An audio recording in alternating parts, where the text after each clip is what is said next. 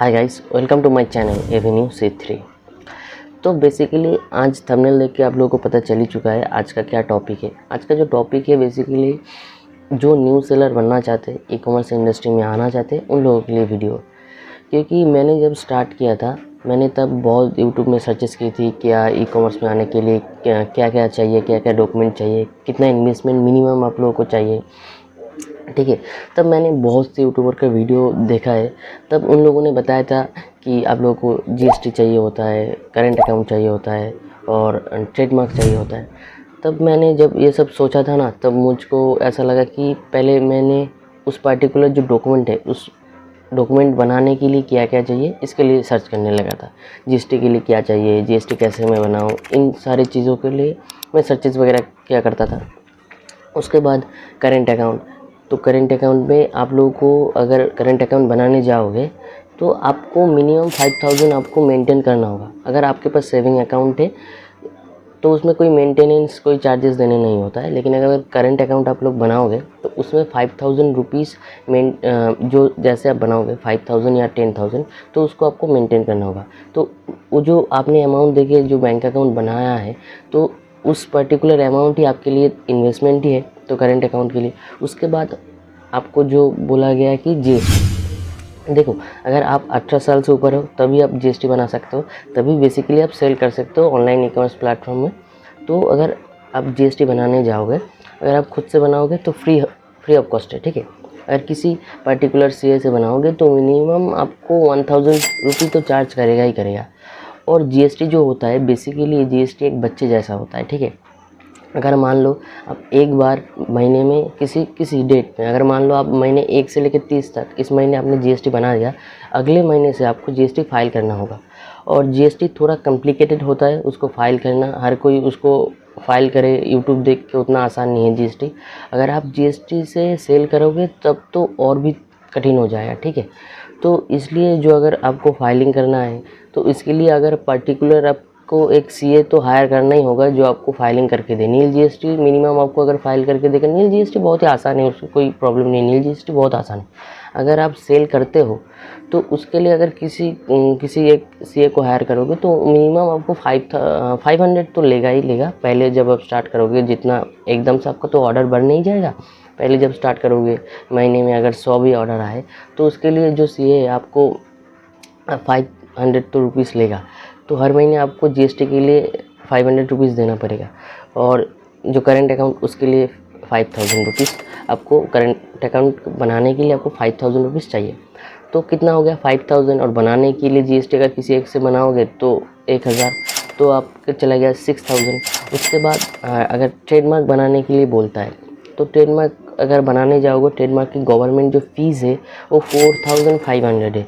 और जो ट्रेडमार्क अगर आप अप्लाई करोगे, आप ट्रेडमार्क एप्लीकेशन आने में मैक्सिमम आपको 1 साल लगता है।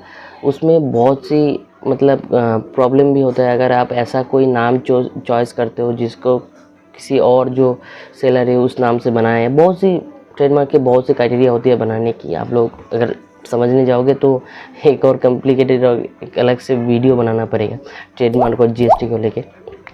तो उसमें क्या है, अगर अब मान लो कि आप उतना इन्वेस्ट कर चुके हो कि आपने 6000 दे दिया ट्रेडमार्क के लिए और करंट अकाउंट 5000 और जीएसटी अब किसी से बना लो तो उसमें आपको 12000 रुपये अलग से लग जाएगा। उसके बाद उसने बोला होगा कि एक कंप्यूटर चाहिए हो तो 20-30 हज़ार का कंप्यूटर लेना होगा। एक फ़ोटोग्राफी के लिए आप लोगों को डीएसएलआर चाहिए, उसमें 30,000। तो आपको जो ओवरऑल दिखता है कि बिज़नेस स्टार्ट करने के लिए आप लोगों को बताया जाएगा 50-60 हज़ार इन्वेस्टमेंट करना होगा। प्रोडक्ट मैंने अभी तक चूज़ ही नहीं किया, फिर भी मेरे को 50-60 हज़ार देना पड़ रहा है स्टार्ट करने के लिए। That is true? No, that is एकदम सही नहीं है। ठीक है, देखो आपने तो जान लिया कि जीएसटी किस काम के लिए लगता है। जीएसटी मान लो एक पर्टिकुलर ऐसा गुड्स को सेल करते हो जिसमें जीएसटी पे करना होता है सरकार को। अगर उस पर्टिकुलर गुड्स को आप सेल करोगे, आप वेस्ट बंगाल से मान लो सेल कर रहे हो, आपका एक ऑर्डर आ चुका है मुंबई से, तो अगर मान लो उस मुंबई का जो कस्टमर है आपको विद जीएसटी आपको पे किया एक पर्टिकुलर एक प्रोडक्ट, तो जो आपने जीएसटी कलेक्ट किया उसी पर्टिकुलर जो पेमेंट अमाउंट है आपको सरकार को देना होगा। ठीक है, इसलिए जीएसटी आपको चाहिए। तो ऐसी कोई कैटेगरी है जिसमें जीएसटी नहीं लगता है? हाँ, एक्चुअली वो चीज़ है, वो है बुक्स की कैटेगरी। अगर आप बुक्स के कैटेगरी में जाओगे तो आपको जीएसटी की कोई ज़रूरत नहीं, ठीक है। ये हो गया एक बात। तो उसके बाद आप लोगों को बताया गया है कि करंट अकाउंट, देखो करंट अकाउंट एकदम से मैंडेटरी नहीं है कि करंट अकाउंट के बिना आपको सेल नहीं होगा, ऐसी कोई बात नहीं। अगर मान लो आपके पास एक बैंक अकाउंट है जो आपके मोबाइल नंबर से कनेक्ट है और जिसको आप मतलब कुछ पैसा अगर ट्रांसफ़र हो तो आप चेक कर सकते हो मोबाइल के थ्रू कि कितना पैसा गया है, कितना आया है। मोबाइल का जो बैंक का एप्लीकेशन होता है उससे अगर आप चेक वगैरह करोगे तो आपको उतना उस पर्टिकुलर, अगर मोबाइल से कनेक्ट हो, नेट बैंकिंग हो तो बहुत ही आसान हो जाएगा। अगर मोबाइल का जो एप्लीकेशन होता है, देखो मेरे पास बीओबी का अकाउंट है, तो बीओबी का एक ऐप होता है जिसका आप चेक कर सकते हो क्या क्या ट्रांजैक्शन हुआ है क्या नहीं। तो ऐसा आपको अकाउंट होना पड़ेगा कि आप चेक कर सकते हो कितना पैसा आया है कितना नहीं। क्योंकि आप जब अकाउंट क्रिएट करने जाओगे फ्लिपकार्ट का, तो उसमें क्या है, आप जब अकाउंट क्रिएट करोगे तो फ्लिपकार्ट आपको कुछ पैसा आपको पेमेंट करेगा, ठीक है। उस पार्टिकुलर पैसा जितना आपको पेमेंट किया है उस पेमेंट फ्लिपकार्ट जब अकाउंट क्रिएट करोगे उसमें डालना होता है कि पार्टिकुलर मान लो 1 रुपये 20 पैसे इतना भेजा फ्लिपकार्ट में, वो आपको चेक करने देखना होगा, हाँ 1 रुपये 20 पैसे।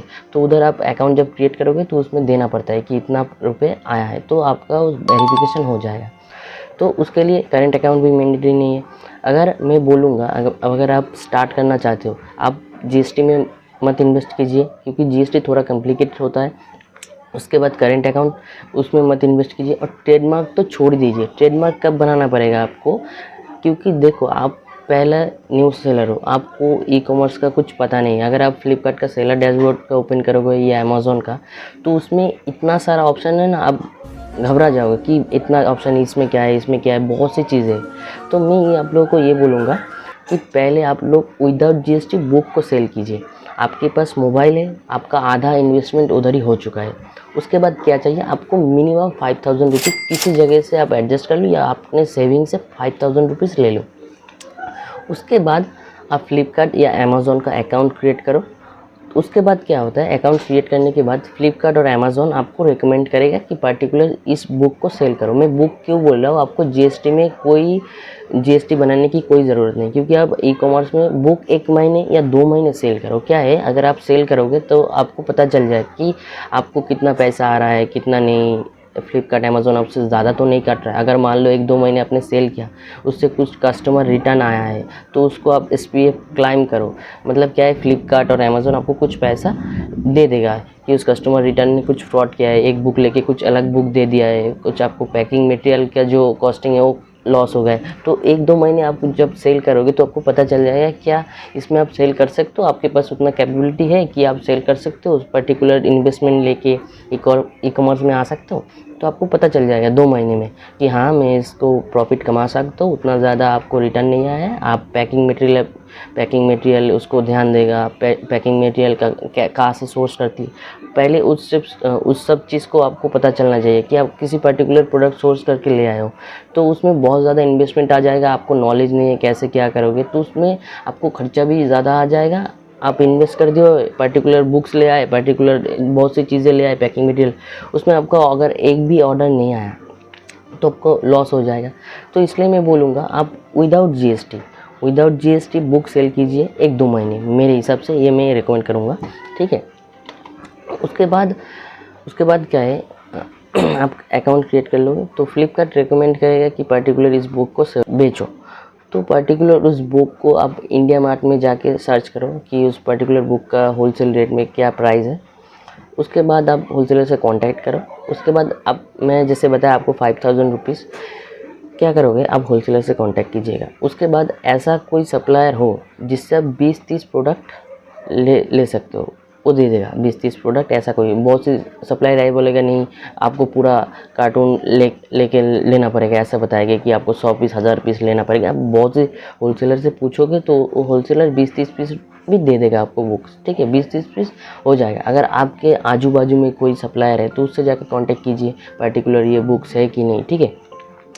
देखो फ्लिपकार्ट में बहुत सी मतलब बुक्स का बहुत सी प्राइस रहेगा, तो ऐसे बुक को उधर से लेना फ्लिपकार्ट और अमेज़ॉन से, जो मान लो 200-300 में सेल हो रहा है अमेज़ॉन और फ्लिपकार्ट में, उस पर्टिकुलर बुक का प्राइस देखो और उस पर्टिकुलर बुक को सोर्स कीजिएगा। क्योंकि उस पर्टिकुलर बुक का प्राइस अगर होलसेल में अगर ढूंढोगे तो 70-80 रुपये में मिल जाएगा।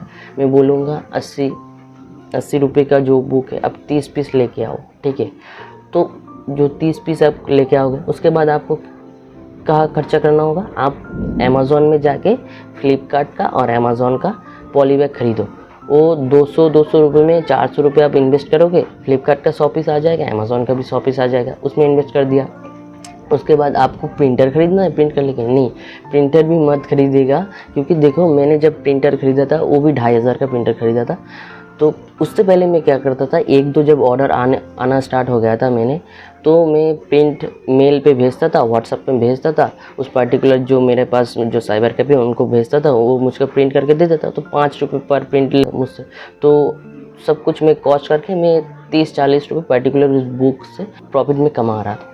तो तब मैंने जब वो सब हुआ उसके बाद मैंने सोचा नहीं, मेरे को ये पर्टिकुलर बुक नहीं बेचना है, क्योंकि मेरा जो इंटरेस्ट है बुक पे नहीं था, ठीक है। और जो कैटेगरी होता है, मान लो मेरा इलेक्ट्रॉनिक्स में मैं अभी डील करता हूँ, क्योंकि मैं बचपन से इलेक्ट्रॉनिक्स टॉय मोटर वगैरह ये सब में बहुत इंटरेस्ट था, इसलिए मैं इलेक्ट्रॉनिक्स कंपोनेंट में गया कि बहुत सी ऐसी चीज़ें हैं तो उसके लिए मुझको मालूम है हाँ ये सब चीज़ें कहाँ से मिलेगी कहाँ से नहीं मिलेगी। तो आपको ऐसे करना है, आप पहले बुक बेचो, क्योंकि अगर घर बैठे आप कमा सकते हो। अगर घर बैठे आपको अगर मान लो दिन में 10-20 ऑर्डर आ गया, पर 30-40 रुपये अगर प्रॉफिट रख रहे हो तो 40 × 10 कर दो, जो 400 रुपये आप घर बैठे कमा सकते हो। आधा घंटे 1 घंटे में आपका पैकिंग हो जाएगा। अगर आप सोचोगे सिर्फ नहीं मुझको 400 रुपये से हो जाएगा तो बहुत बढ़िया। अगर 400 रुपये सिर्फ इन्वेस्ट करके आप दिन में 400 रुपये कमा सकते हो, 5000 इन्वेस्ट करके अगर मान लो आप दिन में 400 रुपये कमा सकते हो, तो घर बैठे किसी जगह पे आपको जाना नहीं। लोग बाहर जाते उसके बाद कितना ही कमा लेते दिन में 500।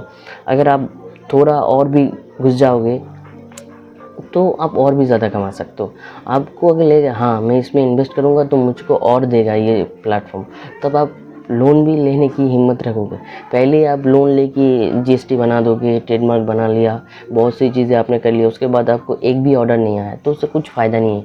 आप पहले अकाउंट क्रिएट कीजिए, उसके बाद बुक्स, जहाँ से मैं बताऊंगा आगे वाले वीडियो पे बुक्स को कैसे लिस्ट करना होता है वो सब कीजिए। उसके बाद आपको ऑर्डर आएगा, पैकिंग कैसे करते हैं, क्योंकि जब आप उस पर्टिकुलर जो वेबसाइट में जब आ जाओगे, सेलर डैशबोर्ड पे आ जाओगे, बहुत सी चीज़ें होती है कैसे ऑर्डर को प्रोसेस करते हैं। मान लो आज आपको ऑर्डर जाने वाला है, आपके पास ऑर्डर प्रोसेस नहीं हो रहा है, कैसे कांटेक्ट करके बात करना होता है, क्या बोलना होता है, बहुत सी चीज़ें। क्योंकि सेलर पैनल पे अगर लॉगिन करोगे बहुत सी ऑप्शन है, आप घूम जाओगे। मैं बोलूँगा 5000 इन्वेस्ट करो, 3-4 हज़ार का आप बुक्स लेके आओ, उसके बाद आप 200-400 रुपये का जो पैकिंग मटेरियल है वो ख़रीदो। उसके बाद आपके पास क्या बोलते हैं उसको, प्रिंट करने के लिए जो भी पैसा है वो थोड़ा रख लो। उसके बाद 1-2 करके ऑर्डर आए, 1-2 हफ्ते बाद पेमेंट आ जाए आपके पास, उसके बाद आप उससे प्रॉफिट निकालो। हाँ इससे प्रॉफिट इतना हो रहा है तो उसके बाद आप इन्वेस्ट करो। उसके बाद आप प्रॉफिट के पैसों से आप जीएसटी बनाओ, उस प्रॉफिट के पैसे से आप करेंट अकाउंट क्रिएट करो। तो उससे क्या है, आपको 5000 रुपये में आपने इन्वेस्ट करके प्रॉफिट भी कमा लिया, और आप 2-3 महीने जिससे आपका जो प्रॉफिट बन रहा है धीरे धीरे बन रहा है, तो उससे क्या है, आप जो सेलर पैनल है उसमें बहुत सी चीज़ें हैं वो आप सीख जाओगे। कैसे क्या करते हैं, लिस्टिंग कैसे करते हैं, कैसे कीवर्ड रिसर्च करते हैं, कैसे प्रोडक्ट को रिसर्च करते हैं, कैसे टाइटल बनाने भी बहुत सारा इंपॉर्टेंट है। किसी का टाइटल कॉपी करके डालोगे तो कॉपीराइट आ जाएगा, बहुत सी चीज़ें सीखनी होती है। तो ई कॉमर्स में इनकम करने का बहुत तरीका है, कैसे बहुत से आसान से तरीका है। आप टाइम दो तो पैसा कमा सकते हो। लेकिन मैं ये बोलूँगा कि देखो आपके पास मोबाइल है, आपका आधा इन्वेस्टमेंट उधर ही हो चुका है, ठीक है। आपको ना ही आपको जीएसटी चाहिए, ना ही आपको कंप्यूटर खरीदने की कोई ज़रूरत है, कुछ नहीं। आपको कुछ इन्वेस्टमेंट ज़्यादा करने की ज़रूरत नहीं है। आपके पास, मैं बताऊँगा बार बार ये रिकमेंड करूँगा कि आपके पास 5000 है तो बुक सेल कीजिए पहले। उसके बाद आप उससे अगर कमा सकते हो तो कमा के आप कुछ और प्रोडक्ट पे करो, जीएसटी बनाओ, करेंट अकाउंट बनाओ, ये बोलूँगा। पहले आप ये सब में मत आइए, क्योंकि मेरा एक भाई है, मैं जब वो एक दिन मेरे घर आया था, उसको देखा कि हाँ ये तो अच्छा कर रहा है, घर बैठे पैसा कमा रहा है, उसने जीएसटी बना दिया। उसके बाद उसका जो फाइलिंग का डेट है खुद से करता है, मैं खुद से करूँगा, किसी सीए को हायर नहीं करूँगा, ऐसे करता था। उसने जब जीएसटी बनाया, वो फाइलिंग का डेट गलत दे रहा था, उसको जीएसटी बार फाइन कर रहा था। ऐसे अगर मैं उसके बाद में जाके बताया कि ये सब करेगा तो तेरा जीएसटी ब्लॉक हो जाएगा, ऐसे नहीं होता है। थोड़ा टाइम दे के कर, थोड़ा टाइम एडजस्ट करके GSTR 1 का एक डेट होता है, GSTR 3B का एक टाइम होता है, टाइम से कर तो तेरा GST बच जाएगा। आगे अगर सेल करने की मौका मिले तेरे को ऐसे करेगा। तो GST बहुत ही बच्चे जैसा है, अगर आपने एक बार बना लिया तो हर महीने आपको फाइल करना होगा। GST बहुत ही इम्पोर्टेंट है। और करंट अकाउंट में जैसे बोला आप कीजिएगा। आपको मैं बता रहा हूँ, मेरा एक वीडियो देख के किसी ने अगर 5000 रुपये इन्वेस्ट करके पैसा ना कमाए तो मेरे को बताना। मैंने जो तरीका बताया वैसे करोगे तो हो जाएगा। और कैसे अकाउंट को क्रिएट करते फ्लिपकार्ट अमेज़न में आगे वाले वीडियो पे मैं बताऊंगा। उस वाले पे आपको पैन कार्ड, आधार कार्ड मैंडेटरी है और बैंक अकाउंट मोबाइल नंबर से लिंक होना चाहिए, आपका खुद का बैंक अकाउंट होना चाहिए। तो आगे जो मैं वीडियो बनाऊंगा कैसे सेलर अकाउंट क्रिएट करते हैं फ्लिपकार्ट में और अमेज़ॉन में, तो उसके लिए चैनल को सब्सक्राइब ज़रूर कर दीजिएगा। और वीडियो अगर अच्छा लगे तो लाइक ज़रूर कर दीजिएगा। Thank you for watching.